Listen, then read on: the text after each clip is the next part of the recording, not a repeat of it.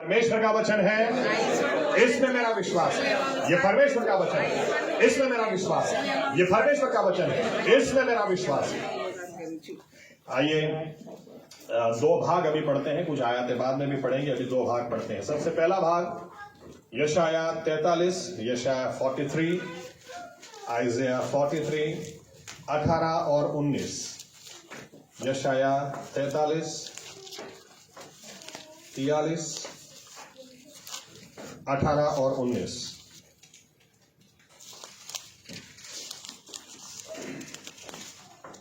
તમે આગલી વાતોનું સ્મરણ કરશોમાં અને પુરાતન વિનાઓ ધ્યાનમાં લેશોમાં. જુઓ હું નવું કામ કરનાર છું, તે હમણાં નીકળી આવશે. શું તમે તે જાણશો નહીં? હું તો અરણ્યમાં માર્ગ ને ઉજ્જડ પ્રદેશમાં નદીઓ કરી આપીશ. आमीन। दूसरा भाग हम पढ़ेंगे यूहन्ना 10 और 22। The gospel of John chapter 10 verse 22। यूहन्ना 10 और 22।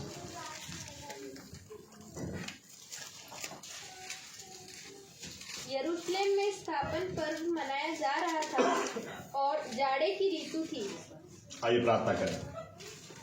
हमारे जीवित परमेश्वर प्रभु यीशु मसीहा, हम आपको धन्यवाद देते हैं आज के दिन के लिए, इस समय, इस मौके के लिए।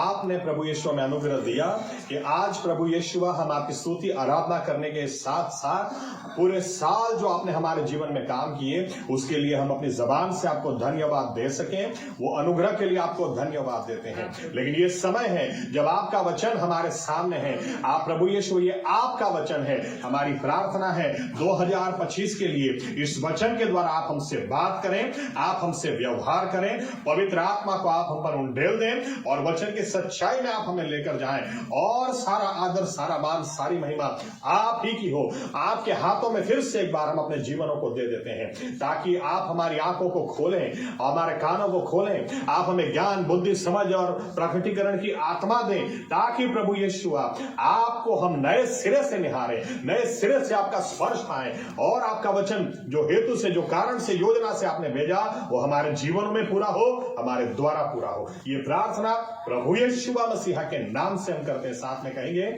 आमीन। धन्यवाद प्रभु यीशु। बैठ सकते अपनी जगह।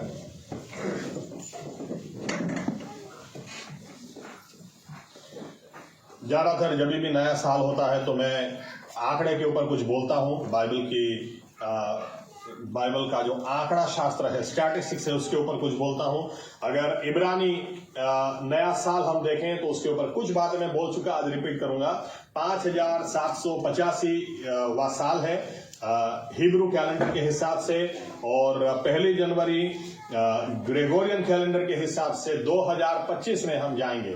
तो 2025 के ऊपर 5785 के ऊपर मैं कुछ बोलूं उसके पहले और एक बात मैं आपके सामने लाकर रखना चाहता हूं। जो कल रात को मैं इतना थका हुआ था, नींद भी ऐसी आ रही थी और उसी समय ध्यान में आया कि अरे तो मैं लिखने बैठा थे।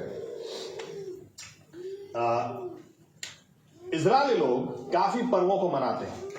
7 पर्व परमेश्वर ने उन्हें दिए थे, जिसके बारे में हम लय व्यवस्था 23 में पढ़ सकते हैं। फसह का पर्व दिया, पेंटिकोस्ट का पर्व दिया, ओके, बहुत सारे पर्व, पर्वों के ऊपर हम सुन चुके हैं।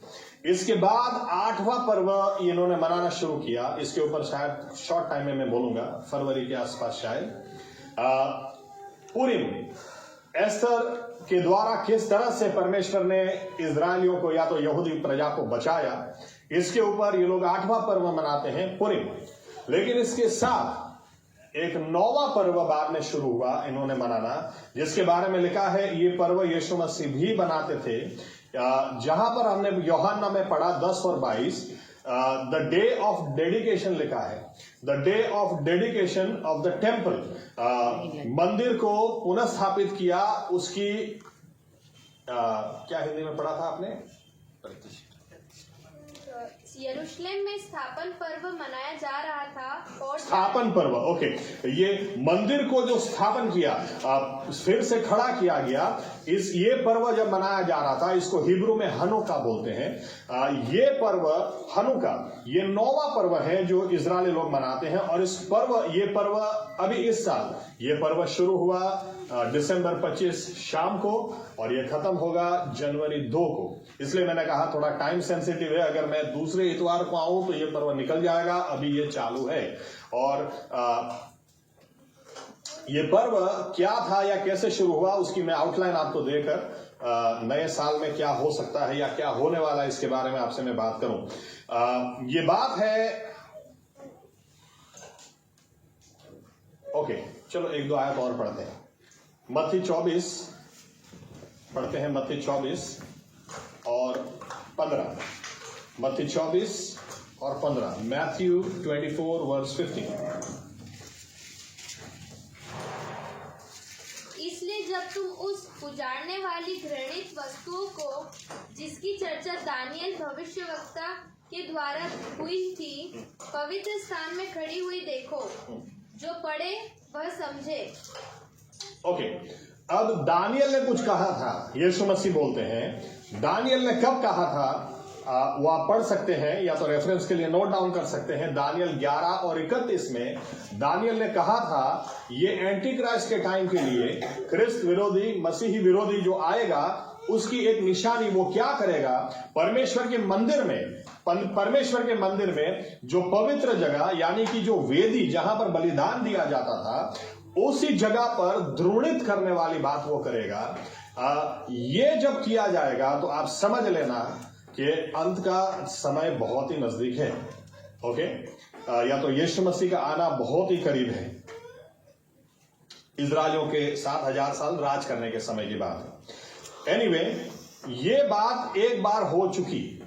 ये दानियल 11 और 31 में जो भविष्यवाणी दानियल ने दी थी वो एक बार हो चुकी। कब हुआ ये?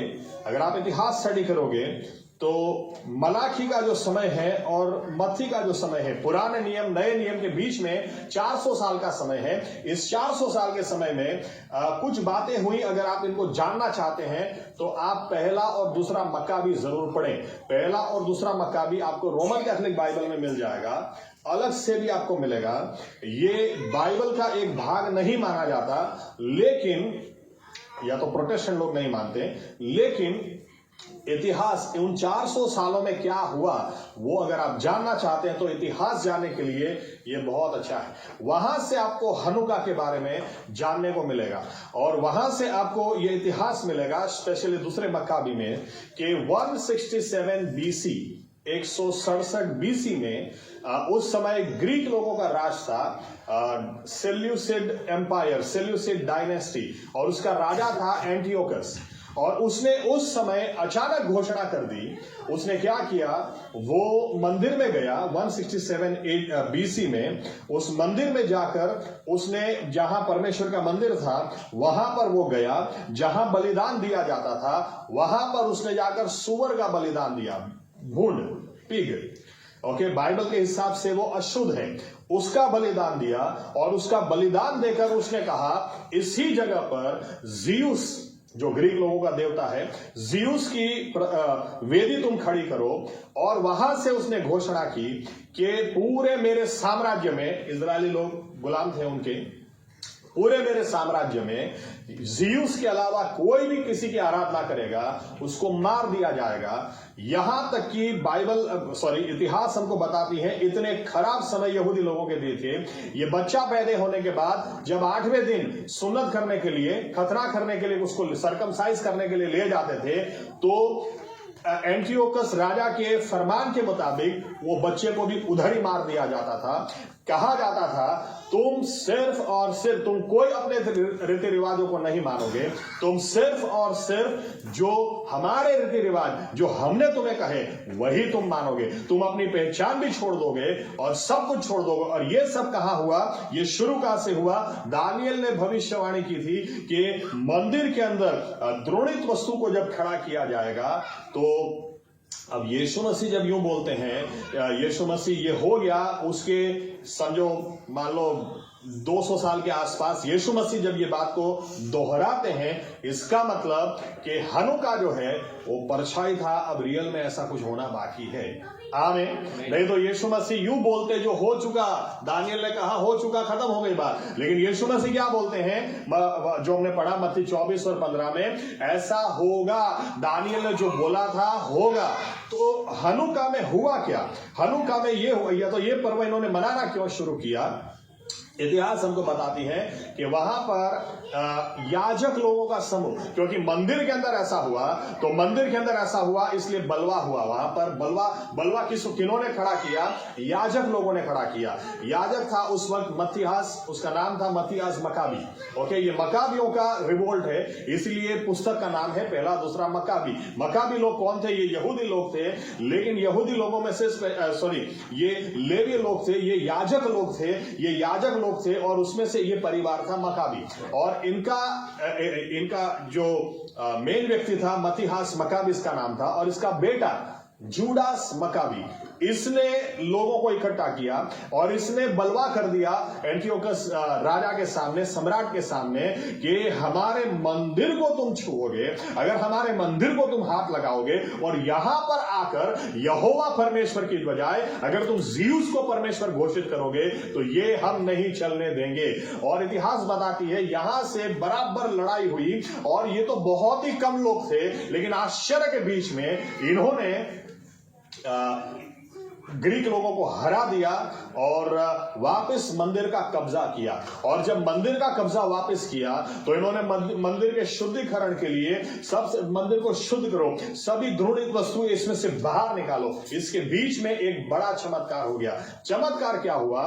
क्योंकि यहूदी लोग एक बात मानते हैं कि मंदिर को शुद्ध करने के लिए सबसे इंपॉर्टेंट, या तो मंदिर में जितनी भी वस्तुएं रखी जाती थी सबसे इंपॉर्टेंट वो दीप वृक्ष था, या तो दिया था, क्योंकि बिना दिया आपको दिखेगा ही नहीं। दिया सबसे पहले निशानी है, इसलिए कोई आश्चर्य की बात नहीं। यीशु मसीह में बोलते हैं कि देखो मैं जगत का उजियाला हूं।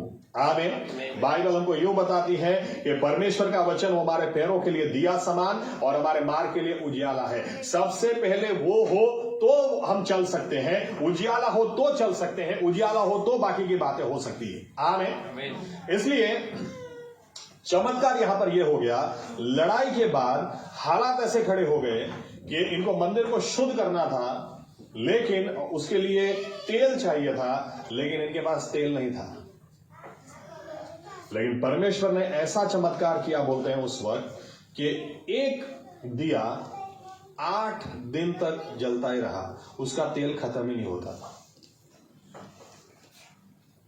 और उस एक दिया जो 8 दिन चलता रहा, उसकी वजह से आज यहूदी लोग इस पर्व को 8 दिन के लिए मनाते हैं।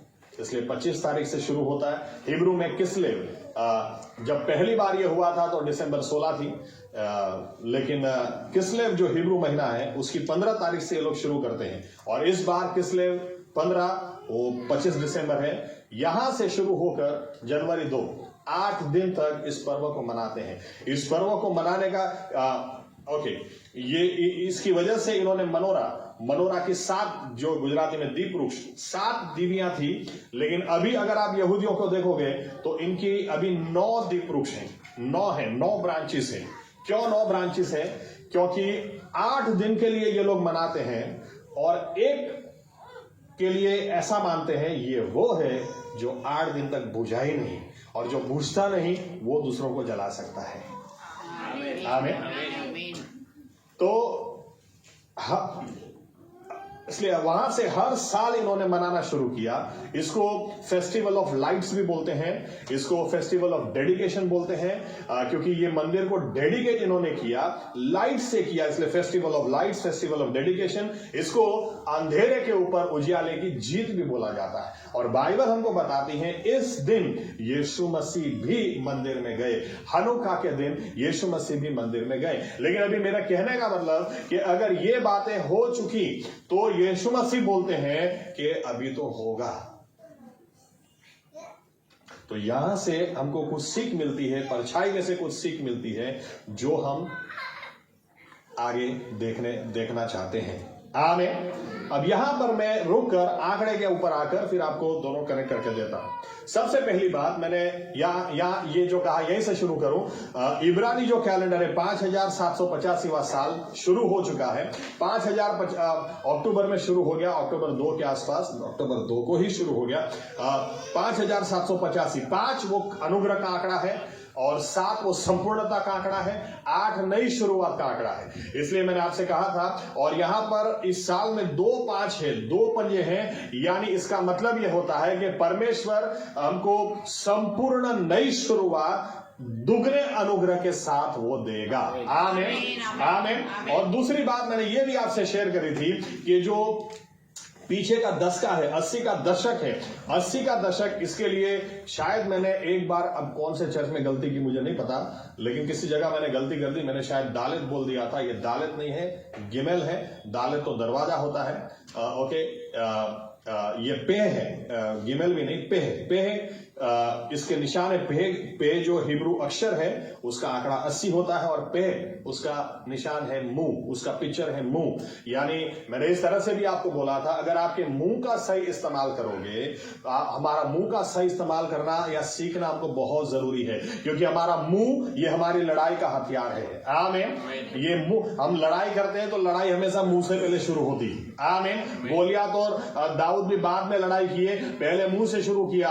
गोलियात ने बोला, अरे तू कहां से, तू कहां मुझे हरा सकता है, किसको भेज दिया तुमने? मुंह से शुरू किया। दाऊद बोलता है, अरे आज तू मुझे नहीं, मैं तुझे मारूंगा। मुंह से परमेश्वर ने सब कुछ बनाया, मुंह से बनाया। यानी मुंह का सही इस्तेमाल अगर हम सीखेंगे, या हम मुंह से सही इस्तेमाल करेंगे, मुंह से आयतों को, वचनों को हम निकालेंगे, तो बाइबल से उजियाला हम प्राप्त कर सकते हैं, आंकड़ों से प्राप्त कर सकते हैं कि ये नया साल हमारे लिए दुगना अनुग्रह लेकर आएगा, संपूर्ण नई शुरुआत लेकर आएगा, या आज तक जो नहीं हुआ वो लेकर आएगा। आमीन आमीन। ये इब्रानी आंकड़े से हमको जानने को मिलता है। लेकिन अभी 2025 पे मैं आता हूं, 20 पिछले साल भी बताया, इस बार शॉर्ट में फिर से एक बार बता दूं। 20 का जो आंकड़ा है, 20 का आंकड़ा, बाइबल अगर हम अच्छी तरह से स्टडी करें तो बाइबल में 20 संदर्शन है, 20 दर्शन है, और 20 बार ऐसी बातें लिखी गई हैं, जैसे उदाहरण के तौर पर अहद का संदूक 20 साल तक किसी और के घर पे रखा गया, 20 साल के बाद उसको लाया गया। तो 20 का आंकड़ा ये वेटिंग दिखाता है, प्रार्थना दिखाता है। 20 का आंकड़ा दिखाता है कि अगर हम प्रार्थना में बने रहेंगे तो जो आज तक नहीं हुआ वो होगा। 20 का आंकड़ा, इसलिए 2024 में मैंने बोला था 24, एक दिन में 24 घंटे होते हैं, इसलिए अगर हम प्रार्थना में बने रहें, 24 घंटे बने रहें, सतत बने रहें, तो आज तक नहीं देखे ऐसे काम हम देखेंगे। आमीन। वही 20 के आंकड़े के ऊपर दूसरी भी बात बताई थी, फिर से बताऊं। 20 का आंकड़ा मतलब 10 into 2, 10 गुना 2, वो 20 होता है।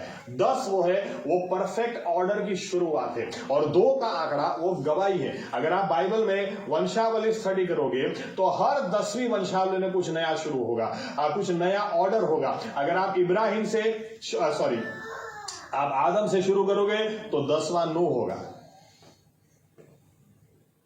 आप शुरू करोगे 10 आप वंशावली, कई बार हम सोचते हैं क्या वंशावली का इसका बेटा, इसका बेटा, इसका बेटा, इसका बेटा, इसका बेटा, मैं किसका बेटा हूं, मुझे पता बहुत हो गया, इसके क्या मैं क्या करूं। लेकिन आप वंशावली में देखो, हर 10वीं वो 10 नंबर नई ऑर्डर, कुछ नई शुरुआत वो 10 नंबर से होती है। आप वंशावली देखोगे, यानी 10 गुना 2, इसका क्या मतलब होता है कि आपके जीवन में कुछ ऐसी नई शुरुआत होगी जिसको दूसरे भी देखेंगे।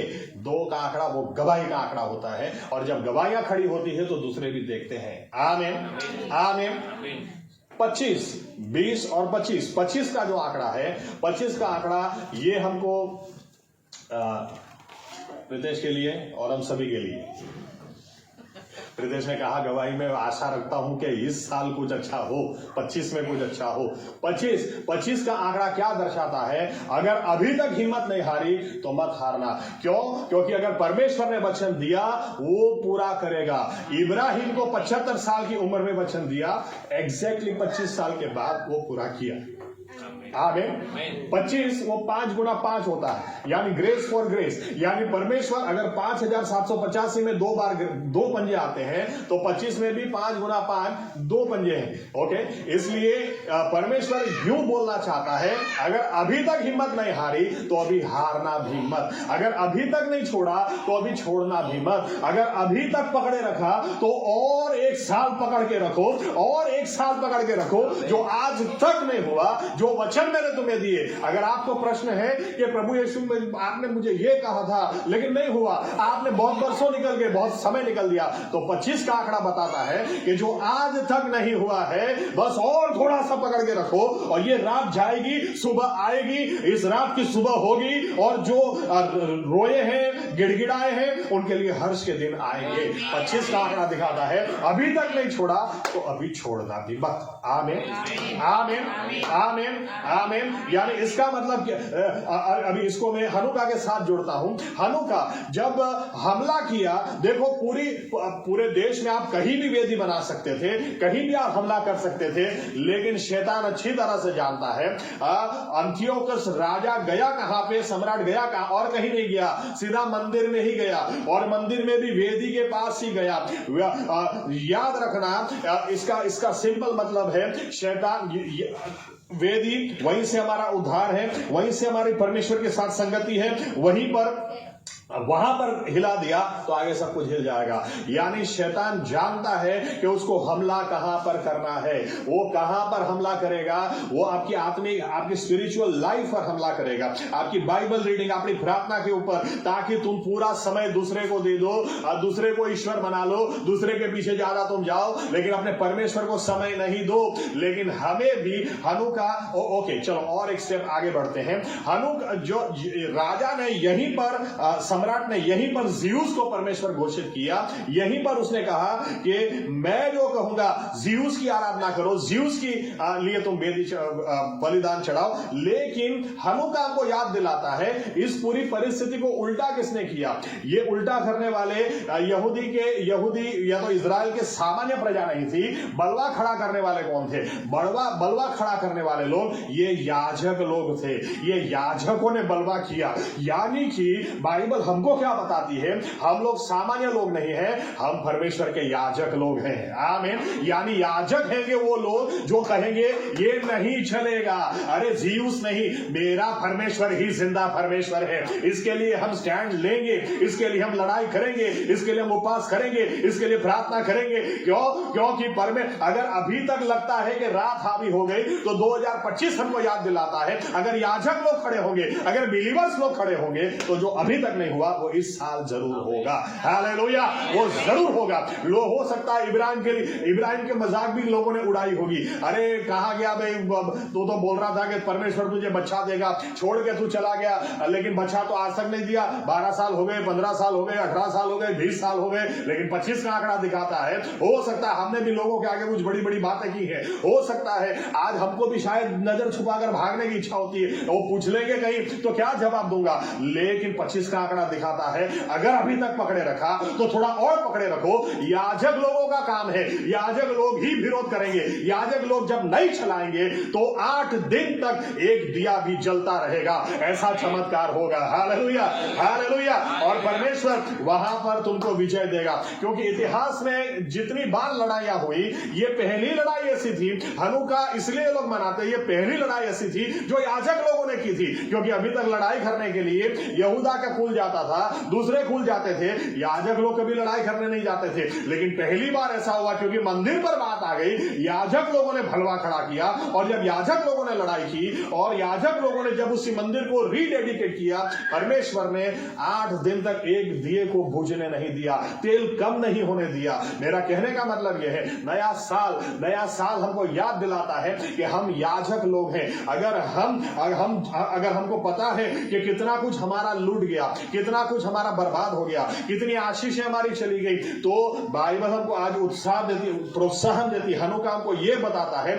आज अपना लाइफ, अपना समय परमेश्वर को रीडेडिकेट कर दो। अगर फिर से एक बार उसके हाथ में अपने आप को दे दो, 25 का आंकड़ा याद दिलाता है जो आज तक नहीं हुआ वो होगा और ऐसा होगा क्योंकि परमेश्वर ने 7 पर्व दिए। पूरी तो समझ में आता था, चलो वहां तक बात खत्म हो जाती थी, लेकिन किसी को पता नहीं था कि 400 साल का समय जहां पर परमेश्वर परमेश्वर की आवाज आई नहीं, जहां पर कोई नया प्रबोधक खड़ा नहीं हुआ, जहां पर नया कोई सेवक खड़ा नहीं हुआ, यहां पर कोई नए पुस्तक लिखे नहीं गए, वहां भी परमेश्वर ने एक पर्व को खड़ा कर दिया। जब याजक लोग खड़े हो जाए, जब याजक लोग कहे ये नहीं चलेगा, याजक लोग अपने आप को रीडेडिकेट करे, याजक परमेश्वर का मंदिर रीडेडिकेट करे, तो परमेश्वर एक दिए से 8 दिन तक तेल खत्म नहीं होने दे।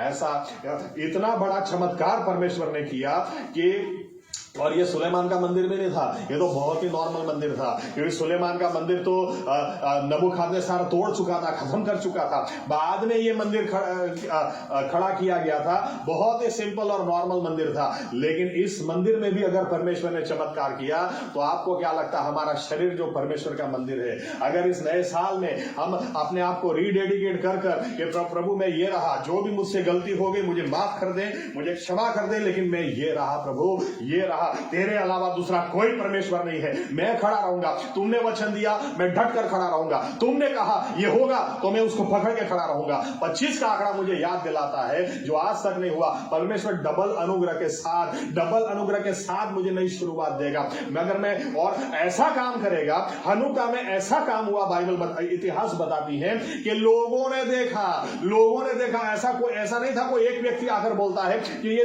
दिया बुझ ही नहीं रहा, दिया खत्म, लोगों ने देखा। यानी 2025 में अगर आप डट के खड़े रहेंगे, ये जानते हुए कि मैं याजक हूं, मैं कोई सामान्य व्यक्ति नहीं हूं, मैं डट के खड़ा रहूंगा, मैं प्रार्थना करूंगा, मैं ज्यादा उपवास करूंगा, मैं ज्यादा परमेश्वर के करीब जाऊंगा, और मेरे मुंह से उसी का वचन निकलेगा जो आज तक नहीं हुआ, वो भी मैं बोलूंगा, उसके वचन को ही बोलूंगा, हालात कैसे भी क्यों ना हो। तो याद रखना, बाइबल हमको प्रोत्साहन देती है, 2025 का आंकड़ा याद दिलाता है, ये दिन वो होगा जब इब्राहिम अपने लोगों को भेजेगा, न्यूज़ भेजेगा, 25 साल तक जो नहीं हुआ आज हो गया। अरे लेकिन आज तो हो ही नहीं सकता था, क्योंकि बाइबल बताती है सारा का गर्भाशय मृत अवस्था में था। ये तो मां कोई भी बन सकती है, ये नहीं बन सकती है, लेकिन 25 का आंकड़ा दिखाता है कि लोगों के पास ये गवाही जाएगी, लोग देखेंगे कि ये कैसे हो, ये तो हो ही नहीं सकता, वो परमेश्वर करेगा अगर हम याजक की नाई परमेश्वर को वचन को पकड़े रखेंगे। आमीन आमीन। हनुका याद दिलाता है, आखिर में उजियाला ही अंधेरे पर जीतता है। आमीन आमीन आमीन। ये हमारा 2025 का साल हम सभी के लिए हनुका बन जाए। आमीन। लेकिन तभी बन सकता है जब याजक खड़े हो। परमेश्वर ने तो वचन दे दिया, परमेश्वर ने तो क्या वचन दे दिया पता है, जो आरंभ में हमने पढ़ा, परमेश्वर ने तो पहले ही बोल दिया, देखो तुम मेरे पास आए हो तो मैं क्या बोलता हूं, पुरानी बातों को याद करो मत, क्योंकि मैं कुछ नया करने वाला हूं, कुछ नया, रेगिस्तान से भी मैं झरनों को बहा दूंगा, मैं कुछ नया करूंगा। अगर आप आगे की आयतें पढ़ेंगे, 20वीं आयत में परमेश्वर बोलता है, ऐसा काम मैं करूंगा कि जानवर भी मेरी महिमा करेंगे। हालेलुया। परमेश्वर ने बोल दिया, वो तो करेगा। अब जरूरत है याजक खड़े हो। आमीन। ये विश्वास के साथ, आज तक नहीं हुआ वो अभी होगा। आमीन आमीन। क्योंकि 20 और 25 2025 20 का आंकड़ा अगर धीरज रखी है और अभी भी आप प्रार्थना करते हैं, तो याद रखना एक नई बात शुरू होगी, जिसकी गवाह सभी लोग बनेंगे और देखेंगे, अगर इनको मिल सकता है तो मुझे भी मिलेगा। आमीन आमीन। 25 का आंकड़ा हमको याद दिलाता है, निराश मत होना, अगर आज तक नहीं मिला, जो आज तक नहीं मिला वो अब मिलेगा। आमीन। 5785 का आंकड़ा हमको याद दिलाता है कि परमेश्वर ने अगर हमारे मुंह को हम संभालेंगे तो परमेश्वर हमको अद्भुत शुरुआत देगा, संपूर्ण शुरुआत देगा, लेकिन उसके डबल अनुग्रह से देगा। आमीन आमीन। ऐसा ही हम सभी के साथ में हो, और याद रखें, इस वचन को हम पकड़े रखेंगे, कैसा ही क्यों ना लगे, लेकिन जब याजक खड़े हो तो एक नया पर्व खड़ा हो सकता है। आमीन। वो भी उस समय जहां पर नया कोई सेवक नहीं, जहां पर नया कोई नाम नहीं। ये कहने का मतलब ये है, ये हनुका हमको याद दिलाता है, जब यीशु मसीह बोलते हैं ये होना बाकी है, यानी अभी होगा बड़ा, ये तो ट्रेलर था, पिक्चर अभी बाकी है। लेकिन हम यहां से ये समझ लें कि अगर याजक खड़े हो जाए तो कुछ भी हो सकता है। आमीन। याजक खड़े हो जाए तो प्रभु यीशु कुछ भी नामुमकिन नहीं। याजक अगर रीडेडिकेट अपने लाइफ को कर दे, परमेश्वर ऐसे समय भी यूं ने देखा कि मूसा नहीं है, यहोशुआ नहीं है, वो तो यूं उन्होंने देखा मंदिर को रीडेडिकेट किया, तो चलो एक ही दिया काफी है, तेल खत्म ही नहीं हुआ 8 दिन तक, जब तक मंदिर का उन्होंने पूरा डेडिकेशन प्रोसेस, पूरा समर्पण प्रक्रिया खत्म नहीं कर दी, तब तक वो दिए में तेल खत्म ही नहीं हुआ। ये परमेश्वर आज भी हमारा वैसा का वैसा है। आमीन। आइए अपनी जगह खड़े हो जाए।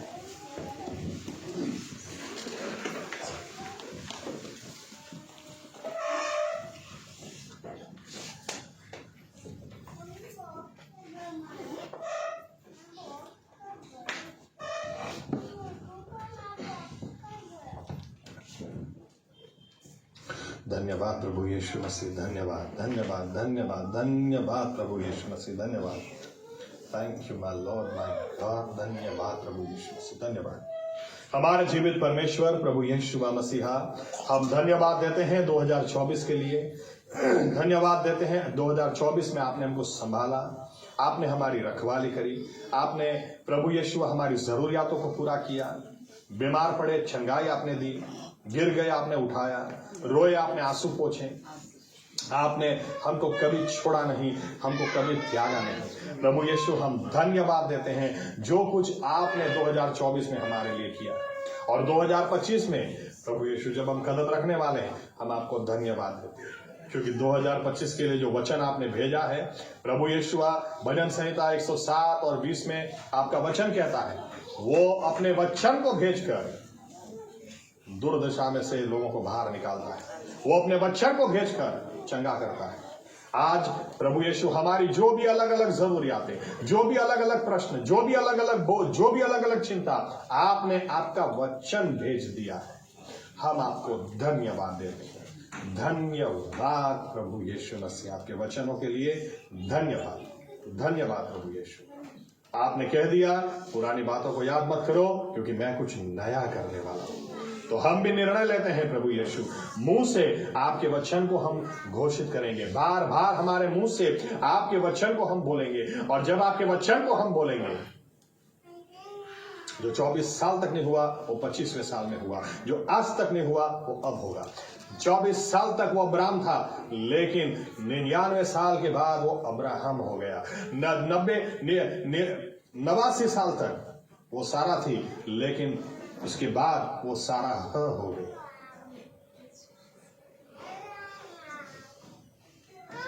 और इसीलिए हम भी अपने जीवनों को इस समय आपको रीडेडिकेट करते हैं। उद्धार के दिन हम आपके पास आए, लेकिन उसके बाद प्रभु यीशु हमने लास्ट टाइम जब भी आपको डेडिकेट किया, उसके बाद प्रभु यीशु हमने फिर भी काफी गलतियां की हैं, फिर भी काफी कुछ जो आप चाहते हैं हम करें हमने नहीं किया, जो आप चाहते हैं हम ना करें वही हमने किया। हमें क्षमा कर दें, फिर से एक बार आपके लहू से हमें धो दें, ताकि प्रभु यीशु जिस तरह से हनुका में दुनियावी मंदिर आपको डेडिकेट किया गया, लेकिन फिर भी आपने वहां पर चमत्कार कर दिए।